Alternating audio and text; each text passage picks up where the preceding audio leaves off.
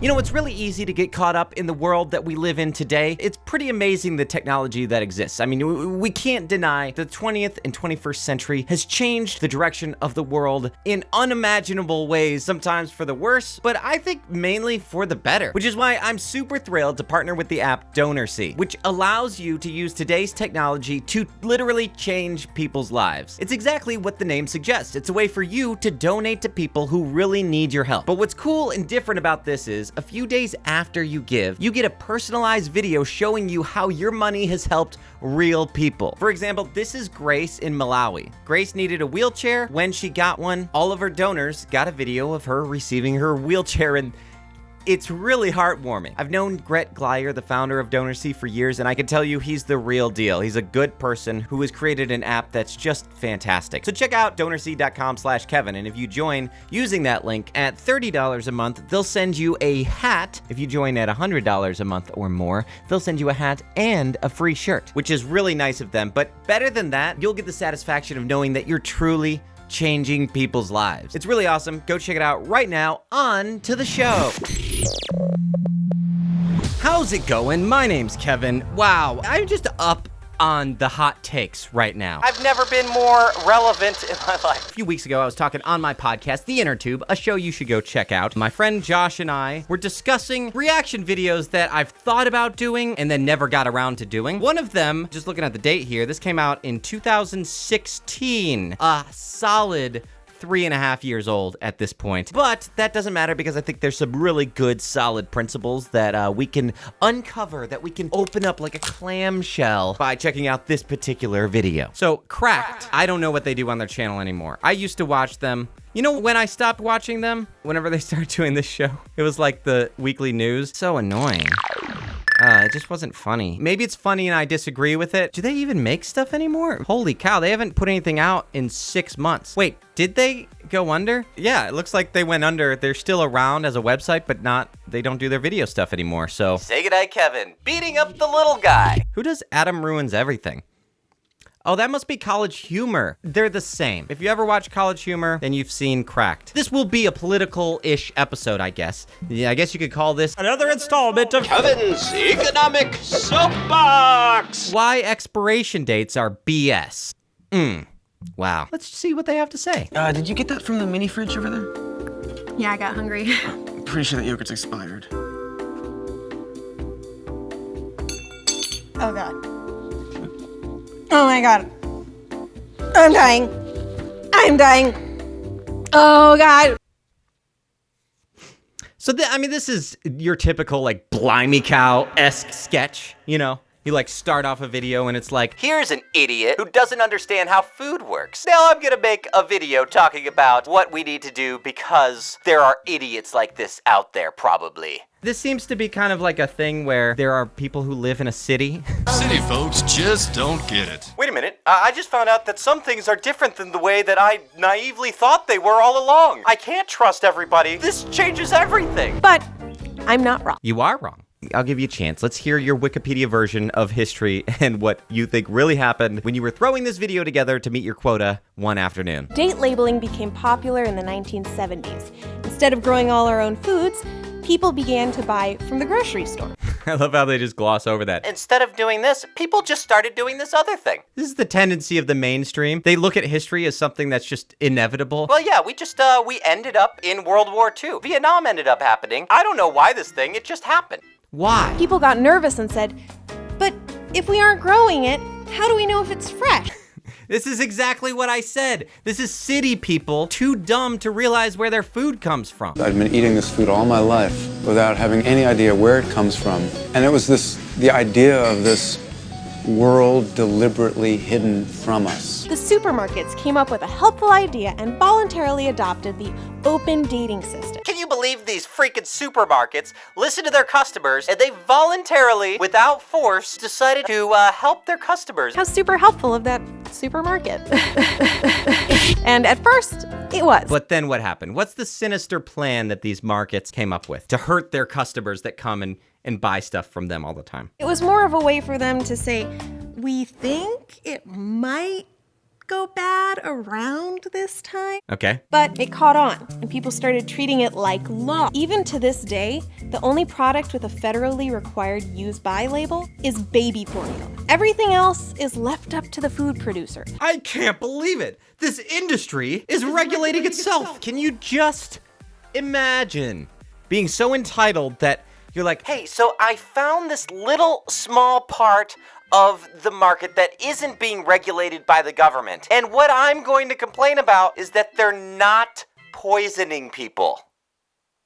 Oh, scary. I'm mad about that too. You really got me outraged here, crack. I also find it interesting whenever people say there is no federal law saying we have to do this thing. That doesn't mean there isn't like a local state law about these sorts of things. Sometimes things are different depending on the region you live in. So you can really only truly know when baby formula goes bad.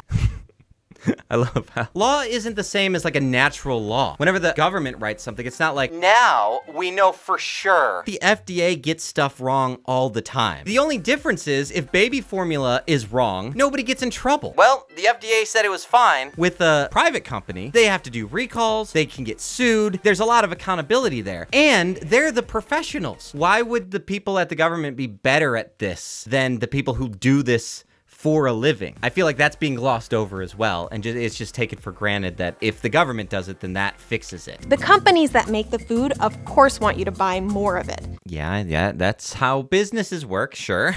So saying the food will expire sooner is profitably better. Yeah, because then they won't get sued. So the supermarkets have to compensate by doing this extra thing because people aren't smart enough anymore to know, hey, is this food gone bad? Like the person you showed at the beginning, like you. So why not give us a pretty small time span before it expires and then you'll have to buy more? Or you buy from a different company. If I'm like, keep on buying from a place and their stuff expires way too soon, you buy from the people whose stuff doesn't expire super fast. Do you not look at the expiration date when you're buying milk? It seems like that could backfire on a company really easily. And it works for them. In 2011, research by the Food Marketers Institute found that 91% of consumers occasionally discard food past its sell-by date. I love how you so readily believe what's being said in this research. I'm sure you linked to the research down here. Huh.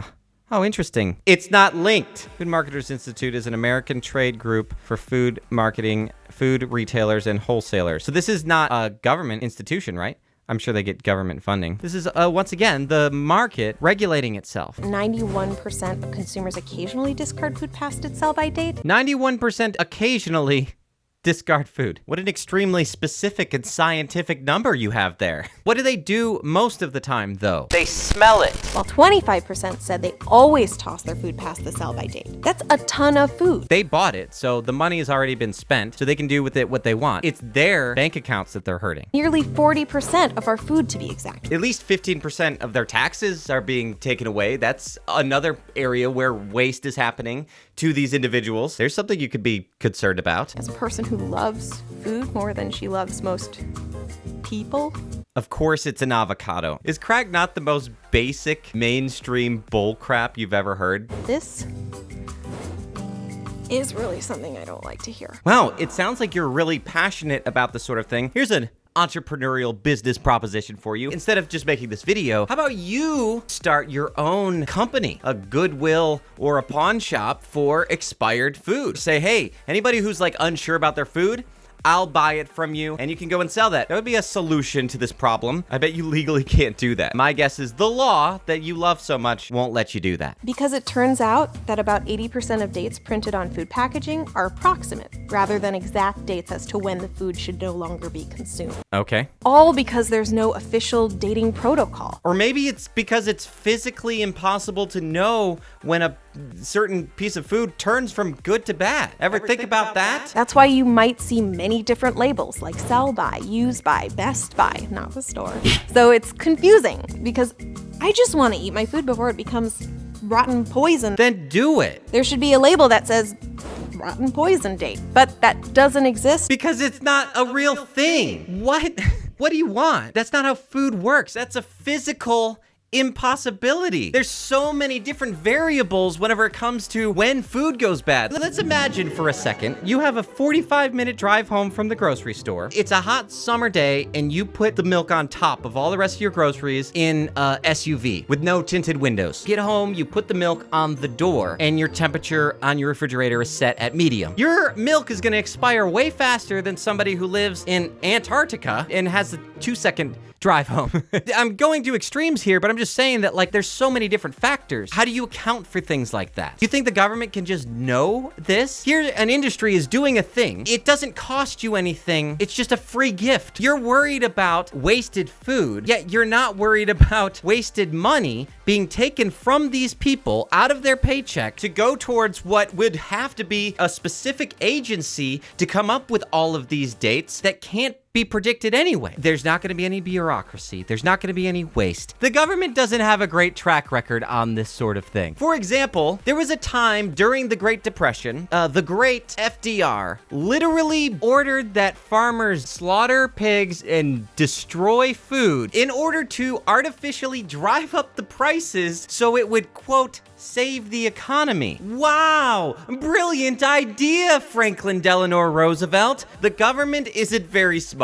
I just think it's strange. You discover that you don't know something, that you've been ignorant about something, and so your answer isn't, boy, I should educate myself and maybe I should educate everyone else too. Hey everybody, expiration dates are BS. That's the solution, not expiration dates are BS, so we should make a law. Most of these labels just indicate a product's peak freshness. But with little wording changes, companies can scare you into tossing that food earlier than you need to. I've got so much to say about this 5-minute video. Another thing that I find interesting, the way she's talking about companies, it's as if though they are a monopoly. As if though companies can just do some bad thing and then you'll just have to buy it. If this is true, if what she's saying is true, all we need is for another company to step in and say, hey guys, our competition is setting the expiration date too early so that you throw it away. We, as an honest company, are proud to present the true expiration date. We don't lie to you. That's my marketing strategy. Give people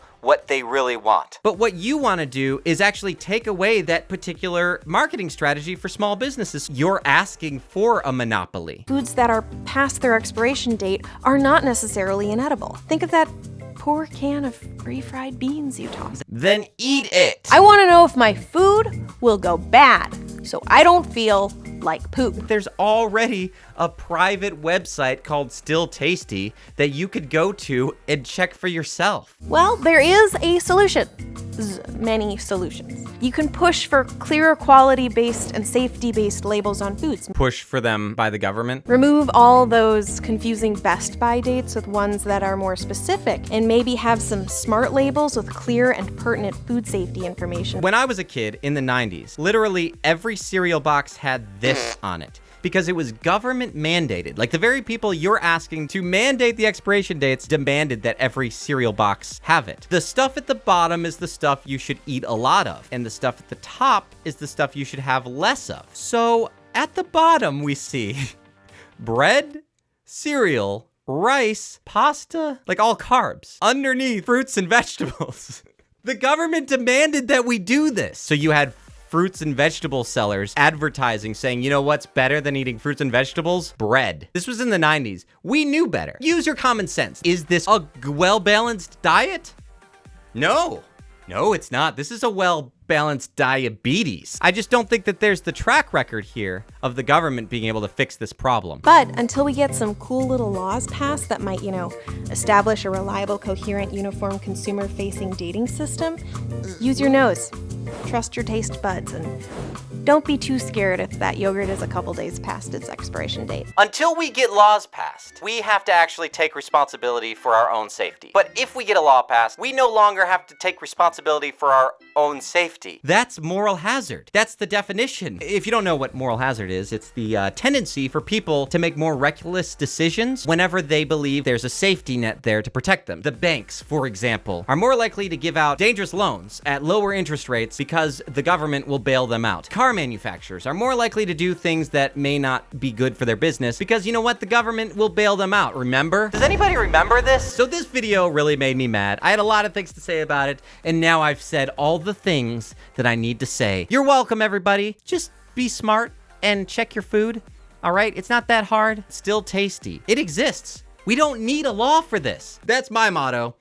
There you go. Have a great day. Thanks so much for watching, everybody. Be sure to check out my Patreon or my Subscribestar. That's patreon.com/SayGoodnightKev and Subscribestar.com/SayGoodnightKevin. That really helps out the show, lets me keep doing this thing. Big shout out to the people who pledged there: Jacob and Emily Rugrock, Amanda Stewart, the Ask a Christian Counselor podcast, the Voicey Here YouTube channel, and brand new this month, the author of Paranorma Volume 1, an epic from the Metascript Guild. That's a book that you can check out on Amazon. It's linked in the description. In fact, all of the shows that I mentioned are linked in the description. Be sure to check them out. Thanks so much for watching. I'll talk to you soon. Bye.